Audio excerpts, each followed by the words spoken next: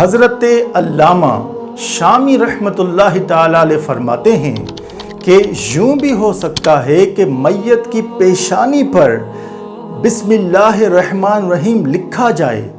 اور سینے پر کلمہ طیبہ مطلب لا الہ الا اللہ محمد رسول اللہ صلی اللہ علیہ وسلم لکھا جائے، لیکن اس عمل کے دوران ایک بات ذہن نشین کرنی چاہیے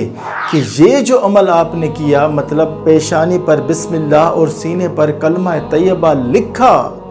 یہ نہلانے کے بعد اور کفن پہنانے سے پہلے لکھنا چاہیے۔ بسم اللہ الرحمن الرحیم جسم پر لکھنے کی کمال کی فضیلت ہے۔ ایک روایت میں آتا ہے کہ عذاب کے فرشتے بروز قیامت ایک شخص کو پکڑ لیں گے اور حکم ہوگا کہ اس کے سارے اعضاء جسم کے پارٹس باڈی پارٹس ان کو دیکھ لیا جائے، کیا پتہ ان میں کوئی نیکی ہو۔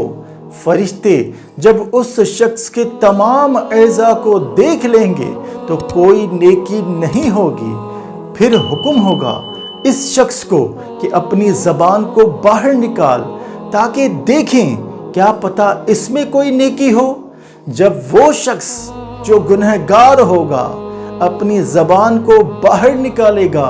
تو اس پر لکھا ہوگا بسم اللہ الرحمن الرحیم۔ تو جیسے ہی فرشتے عذاب کے فرشتے بسم اللہ الرحمن الرحیم اس کی زبان میں دیکھیں گے، اسی وقت یہ حکم ہوگا کہ اس شخص کو جہنم سے آزاد کر دو۔